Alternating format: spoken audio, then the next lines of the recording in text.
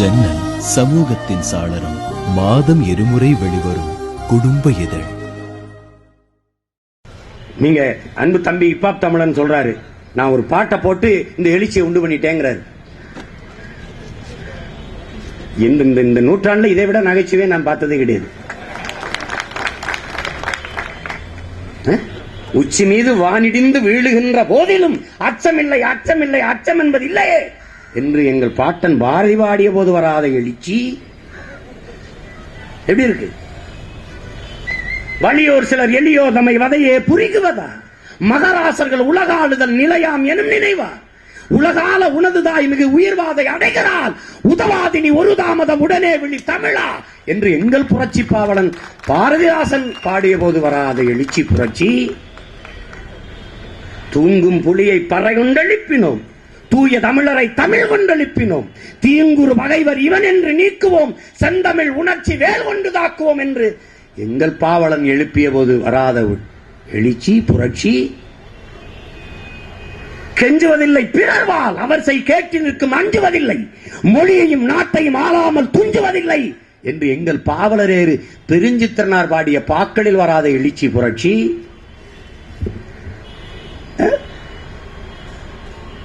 திடீர்னு தம்பி ஒரு பாட்டை போட்டு ஹிப்ஹாப் தமிழா அப்படின்னு அவர் ஒரு பாட்டை போட்டு அவர் திடீர்னு தேச துரோகி, இந்திய உளவுத்துறை அதிபர் மாதிரி அதிகாரி மாதிரி தேசத்துறை வந்துட்டாரு, அவர் வந்துட்டாரு, இவர் வந்துட்டாருன்ட்டு போயிட்டாரு.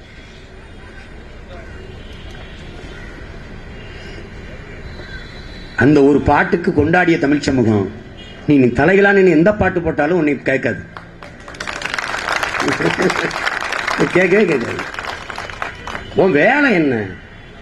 உன் வேலை என்ன? பாட்டு போட்டப்ப நாங்கெல்லாம் வந்தோம்பாங்க.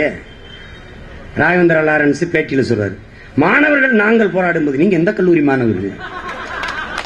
உன் வேலை என்ன? தேவைப்பட்டால் அரசியலுக்கு வரும்னா, ஐயோ நாங்க அதுக்காக தான் காத்திருக்கோம் வாங்கிறோம். விஷயத்துக்கு வாங்க. இந்த மானங்கட்ட தமிழ் மக்களை வர்றவனெல்லாம் செருப்பால ஒரு தடவை அடி, விளக்கமாத்தால அடி, அதுவும் தேஞ்ச விளக்கமாறு கட்ட விளக்கமாறு உண்டு அடி. அப்பவாது இவனுக்கு சூடு சொன்ன வருதான். வா எல்லாரும் வா, நாங்கள்லாம் மாணவர். உனக்கு என்னங்க வேலை? ஒரு போராட்டத்தில் புரட்சியில் லஞ்சம் கொடுத்து செய்து கொண்ட ஒரு போராட்டக்காரன் நீங்க பாத்திருக்கியா? ஒரு தொழில வியாபாரத்தில் பங்கு சேர்ந்துக்குவான், 1 கோடி தரையை நீ சேர்த்துக்கிட்டு. புரட்சியில போராட்டத்தில் 1 கோடி கொடுத்து போராட்டத்தில் சேர்ந்துக்கிட்ட ஒரு வீரனா நான் இப்பதான் பாக்குறேன். 1 கோடி கொடுக்குறேன், என்னையும் ஆட்டத்தில் சேர்த்துக்கிறியாடா? டே என்னையும் சேர்த்துக்கிறியா? யார்கிட்ட கொடுத்திய? உங்கள் மனைவியின் நகையை அடமான வச்சிய, அடமான வச்சு பணத்தை யார்கிட்ட கொண்டாந்து கொடுத்திய? 50 கோடிக்கு குறைவில்லாமல் என் மக்கள் சோறு நீரும் கொடுத்துருக்கான் என் பிள்ளைகளுக்கு. ஒருத்தனாவது சொல்லியிருக்கானா நான் சோறு கொடுத்தேன்னு? ஒருத்தன் சொல்லியிருக்கானா? சொல்லு.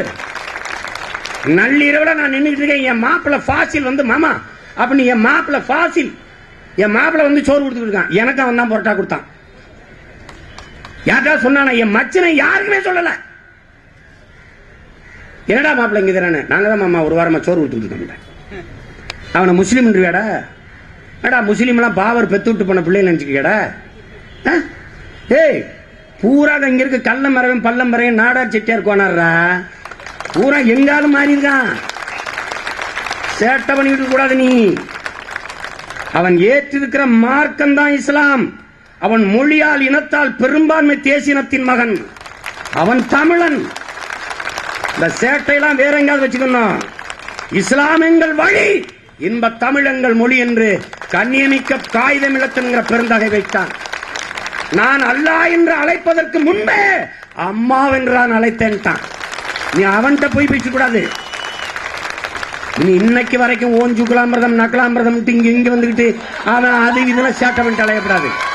தோழச்சுருவ நீ விளையாட்டு பண்ணிட கூடாது. இது ஒரு தேசிய இன போராட்டம். இங்கே சமூக விரோதம் இனவாதம் எல்லாம் பேசக்கூடாது. இது என் நாடு. இது தமிழன் பேசுவது என்பது என் மாண்பு. இங்க எவன் ஒருவன் தமிழன் என்று பேசலையோ அவன் தான்டா இனவாதி. ஜன்னல் சமூகத்தின் சாளரம். மாதம் இருமுறை வெளிவரும் குடும்ப இதழ்.